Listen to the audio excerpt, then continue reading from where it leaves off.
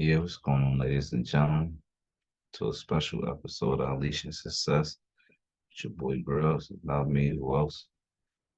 Um, Special edition episode. I had something I really had to max my pay, feel a little excited, but it's a couple different emotions. I want to talk about this whole Keefe D situation. I'm definitely happy for Tupac Shakur's family. Finally can, rest without having any, they know something.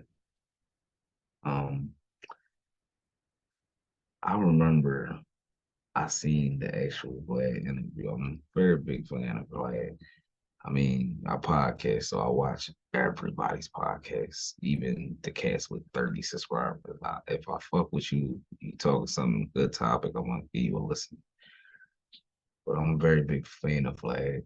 Been watching Vlad for years. So when Keefe D did when Mayman did the original interview, breaking it down, like, oh, yada yada, nah. Then he trying to be all legal with it, like, oh, I don't know if I don't want to answer that because of the streets. Well, see, you wrote a book, so you will put the truth in a book, and then when you asked about the truth that you put in the book, you did not. I'm like, I don't get it. Like, I guess I ain't no old head OG, so I don't know. I don't know. Plus, he was around back with the dippers and shit. I don't know what the fuck he wrote that nigga because I mean, I kind of understand if you had an angle where you could have got away with it, but because all the other parties are deceased, but it's like, bro, you wanted to wait till you was 60 and go to jail for the rest of your life. I mean, at the end of the day, people gotta understand he did it in Las Vegas. He's arrested in Las Vegas. He's a high-ranking gang member, so yeah, it's not like he's scared to go to jail. He'll probably had the time of his life in jail, just like at home. It's just like you 60 years old, but homie, and all you gotta do is just keep your mouth shut and just take it to the grave. Like the other three people was just probably taking it to the grave. But the reason, like I said, why this mess with me so bad because I mean I grew up in Philly, so you had Tupac fans, you had Biggie fans, but like I tell people, I was put on Tupac before Biggie came out, so I had a soft spot for him, but I was Biggie to the death. And it's like I remember that night, me and my homeboy, we had watched the actual Tyson fight back then. So it was like we ain't, it wasn't no social media. So it ain't like, oh, Tupac got to a fight at the fight. We seen the fight the next morning, watched the news, the radio. Oh, Tupac Shakur was shot. So time progressed on. I mean, we did have a few outlets that shared the news, like, oh, they had a fight. Tupac got to altercation with some guys, yada yada. Now it took like 10 years for us to find out, oh, Suge Knight was a blood and they ran down or some crip nigga took a death row chain earlier in the day. And see, like back then we didn't get the details. I mean, not like we do now, every single detail along the way. So but then it's just like, oh, Tupac died. Cause like I remember that whole week, niggas getting high. Damn, my nigga Pac gonna pull through. And I remember that Friday night just laying on the floor. And I remember the radio just playing all his music. I'm like, oh shit. Then the music took a break and they made the announcement. I'm like, damn, my nigga Pac dead. Like that shit really touched the spot. Like I knew him personally or something. But I mean, back coming up in the 90s, like, man, we lived our music. Niggas rumbled over tape, CDs, shit like that. Like we love music. So it was like, damn, no more Pac. So it's like, damn. But as far as the Las Vegas Police Department, I remember back in the day, y'all had him for questioning. I'm correct. So I just wonder. And the witnesses that y'all had back then. So I do wonder what took 25 years, but 25 years of himself telling on himself for y'all to catch one of the most high profile murders in history. So I mean, I don't want Las Vegas to be patting themselves on the back because y'all finally did it. Y'all should have been did it. So, but I'm just glad it's over for the family. I'm glad it's over. And I mean, for me, it's like, damn, I kind of knew all this time because it's like you stomp out the a high ranking Crip member's nephew. Hmm. I mean, I figured the little homies would have did it. I ain't think, a high ranking, person would have came and made that move on their own. But I know how it is. Sometimes you want to make sure shit get done yourself. Plus, at the end of the day, for some people who don't know how the streets move, Keefe D probably could have just made a phone call or just send somebody. But for that clout factor to say, nigga, I killed Pac and Suge, man, them Las Vegas Crips would have been unstoppable. So I guess that's probably the idea why he went and did it personally himself. I know a couple people online like, why his dumbass ain't sent somebody if he was such a high ranking? Yeah, but certain work carries a lot of merit. And that's probably how he was thinking. Oh, I'll go put this in myself or even be in a car. Y'all was there when it happened. Now you got a whole scare factor story.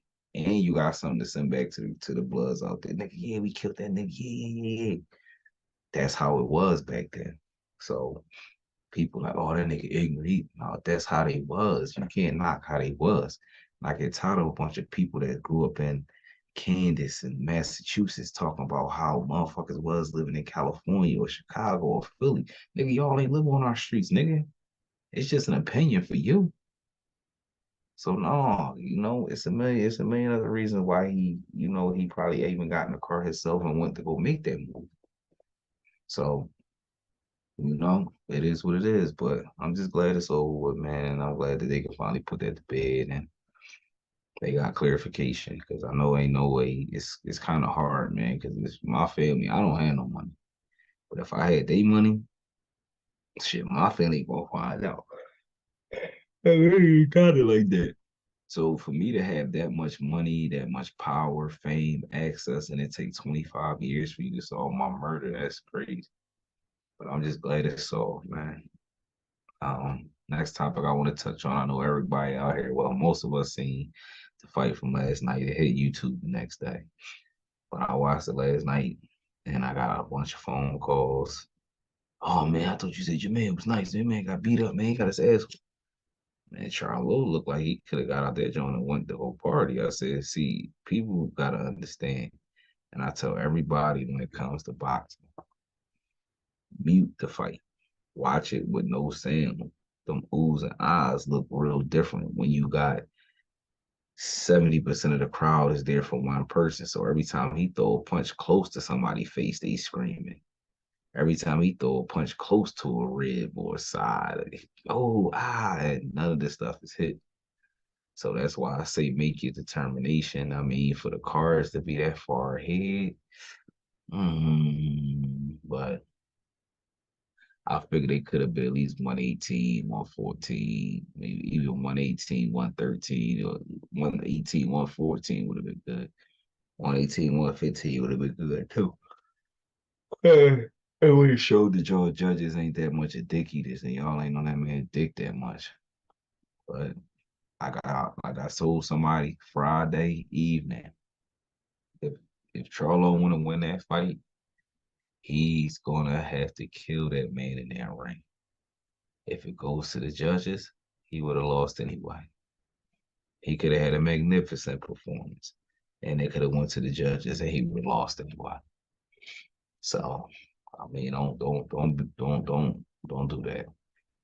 I mean, I know Cat's been robbed. We actually watched the dude get robbed last night. So, you know, them judges is a mug when it comes to that. But last night he definitely was outboxed. Canelo came in stronger. Uh, he came in, his head was in the fight. He was ready. He had his game plan. He didn't fight no different. He chased him down, ran him down the whole time, normal Canelo fashion. Um, his punches are where they needed to be. Everything he looked it solid, man. He looked like a young boy to me out there last night. But I take my hat off to him too. That's one of my favorite boxers. I mean, I've been on Canelo Alvarez before he was even the star. I used to watch YouTube videos where he'll fighting over in Mexico in these raggedy ass gyms and shit like that. That's how I knew who he was when he came over here. Because it was two cats I was watching at that time, which was Saddam Ali and Canelo Alvarez. And as we know, Saddam Ali kind of washed out a little bit, but Alvarez kept building, and I was watching. And I kind of like even back then in his earlier fights, I'm like, yo, this boy dangerous. And the only thing I kept saying, yo, I hope Floyd on that man. Fuck, he can beat everybody. As long as he don't come holler at Floyd. So it's like when he jumped in there with Floyd, that was like one of my most scariest fights ever. Like that shit was more scary than that Shane Mosley hit. But I was like, no, man, Floyd can't do me. Canelo ain't sweet. That peekaboo shit ain't gonna work.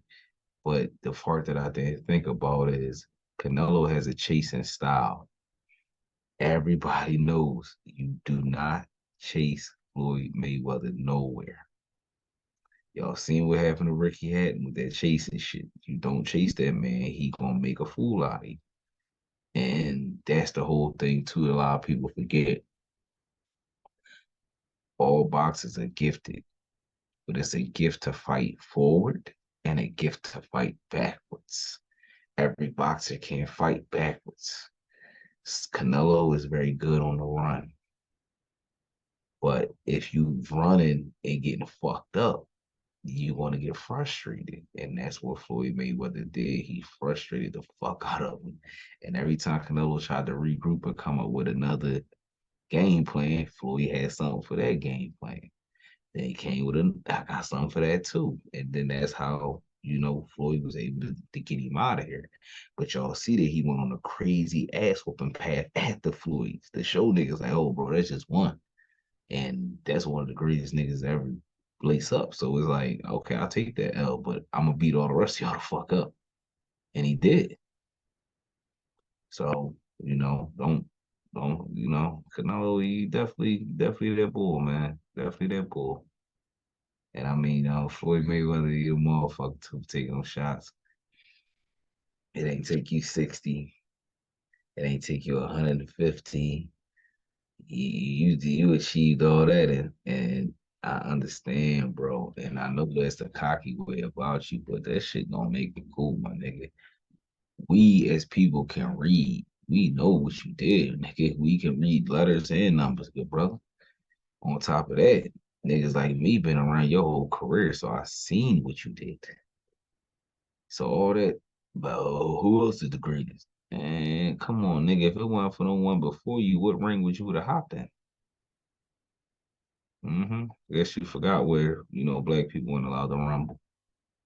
But that's where I say the ignorance coming at.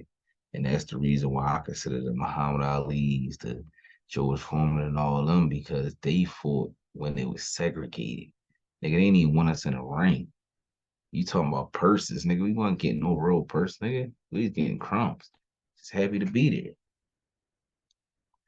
And you was able to break the mold instead of just being humble and saying, oh, I did what I did.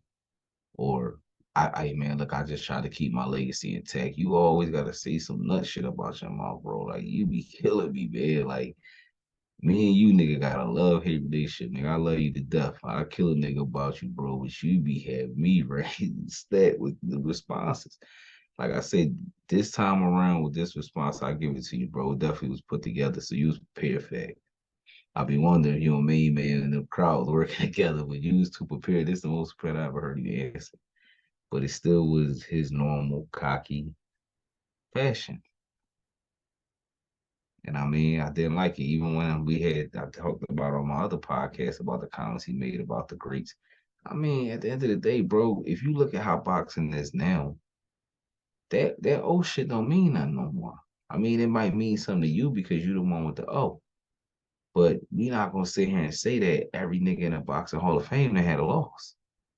we're not gonna sit here and say that it's great active boxers right now with losses and still winning. So I mean, you gotta definitely, look at it all the way around the board, bro. I mean, you are who you are. You did what you did, but just don't be like that, man. Just tone it down, man. Respect is respect, bro. I mean, at the end of the day, that's like that's like a nigga saying, uh, only reason Floyd great is because of Roger.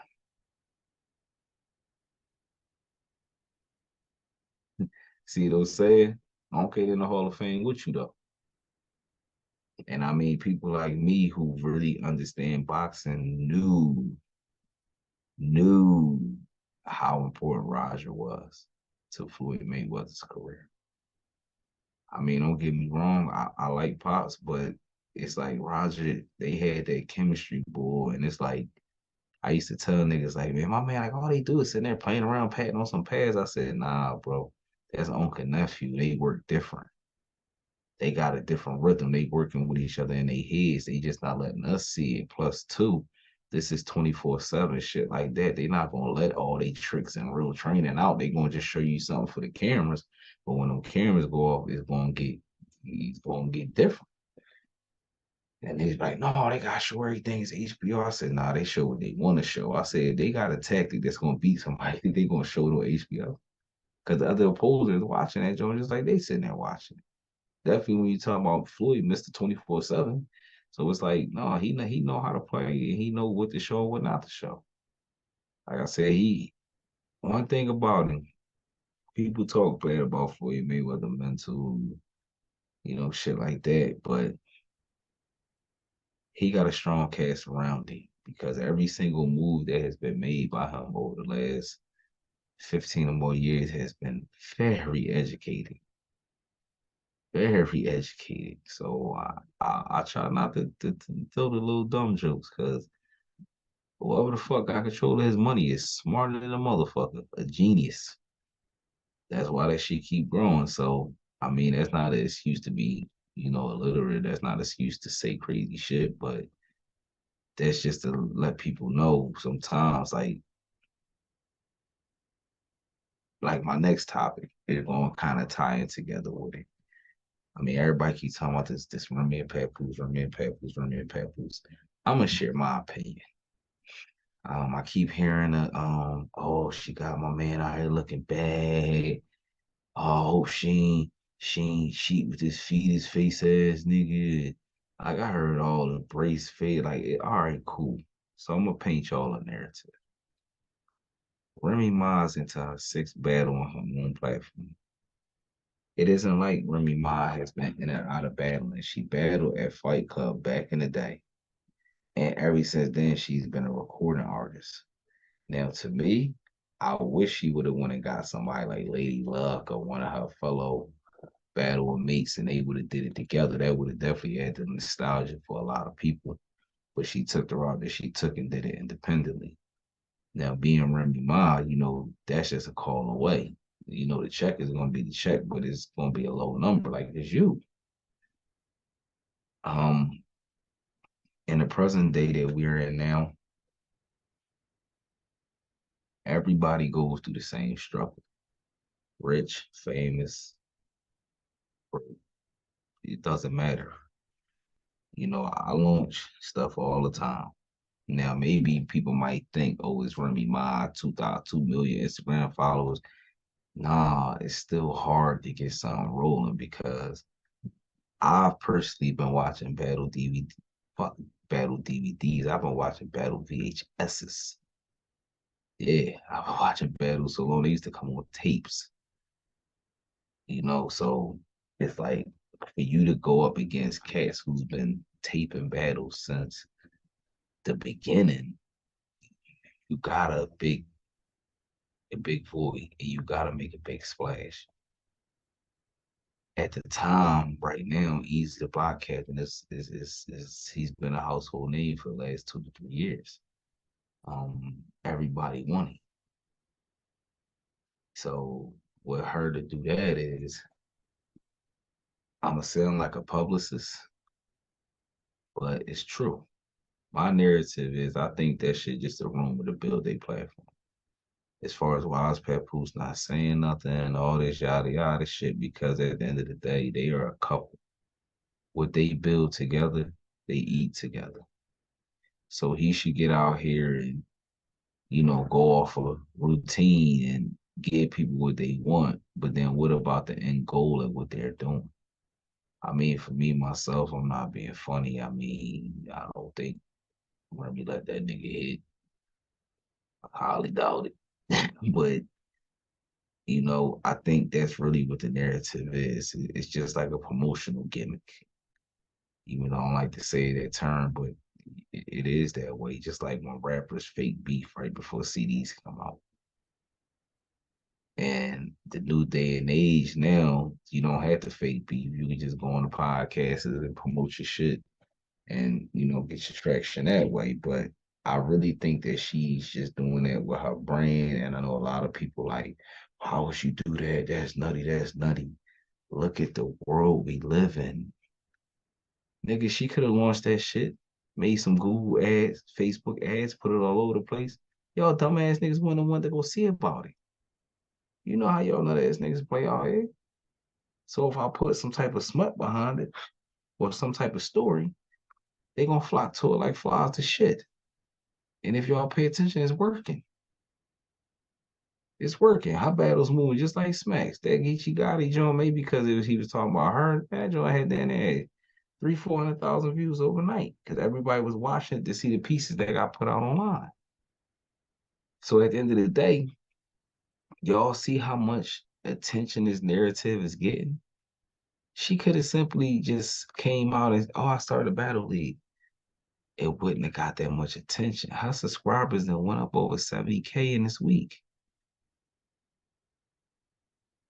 I don't even know how long since the beef, since the bullshit, but since this week, that shit then went up almost 67,000 subscribers. See, with me, I'm a podcaster, but I'm not famous. So a lot of the behind the scenes I do myself. So when I'm on YouTube and I use my little analytic tools before I post, I get to see stuff. So sometimes since this been going on and I kept telling myself I was gonna make a video talking about it, and I decided to go check the analytics of her channel. And what I'm saying is right. You can see from the scale that it was struggling in the beginning, even though she was getting top names to battle, it wasn't getting the traction it was getting. Ever since this Easy to Block Captain bullshit came up, her platform has been getting great analytics. Or keywords, it's still getting great analytics. That's because nobody's worried about the keywords or the politics. They worried about the bullshit. So they can go watch the battle and go to work and talk about it the next day or go outside. Like people love bullshit. And I take my hat off to them. They created some bullshit, but my thing is, it's just like love and hip hop. I mean, I'm not taking no shots at nobody. This is just my opinion. I don't know if this is true. But like Love and Hip Hop Atlanta, Love and Hip Hop Atlanta got so massive because of the mess. And these people put their personal business out there for the world to see, to build ratings. And it worked. So why wouldn't that be the normal thing to do? Now, it got results. Well, Love and Hip Hop. Hip Hop is household. They done went to, Miami, California, New York, Atlanta. They're all over.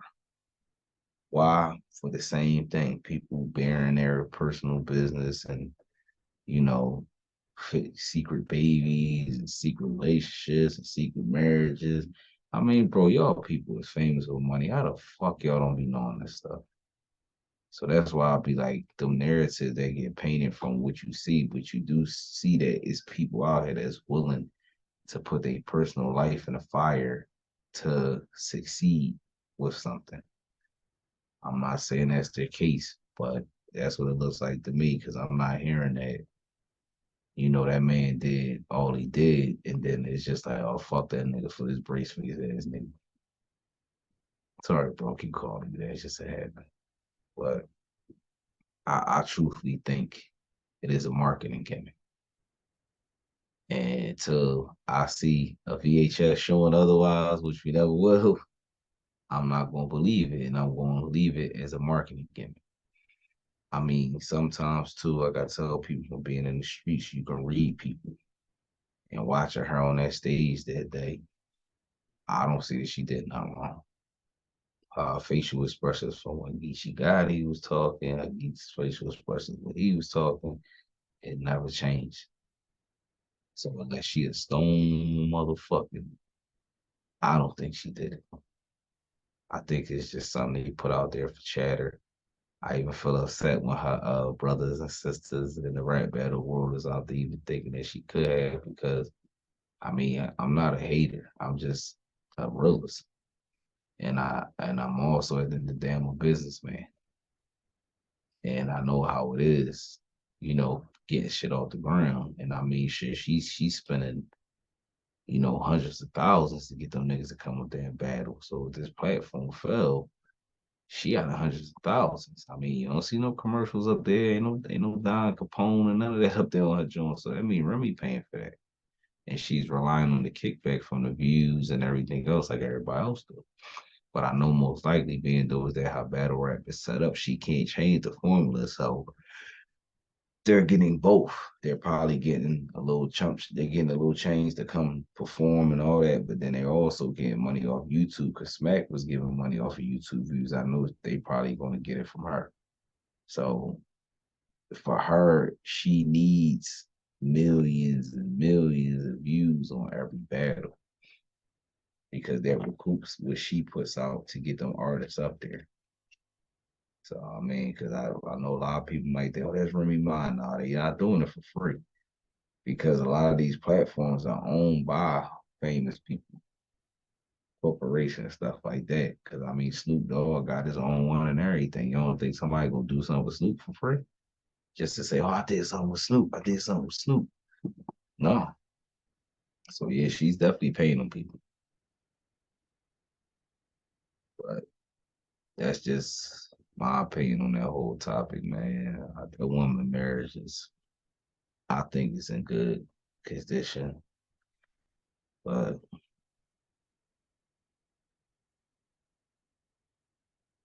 man, you're gonna keep watching because the world gonna keep posting for it, and they gonna keep coming up with stuff until they finally break their silence. So just let it die out. Like Easy said, a couple more battles, and won't nobody be worried about it. But that's where I'm at with it for the day. Thanks for tuning into this special episode on Unleash Your Success with your boy Grub. If not me, who else? Please like, share, subscribe, tell a friend to tell a friend. Come back again. Hit that notification bell down there too.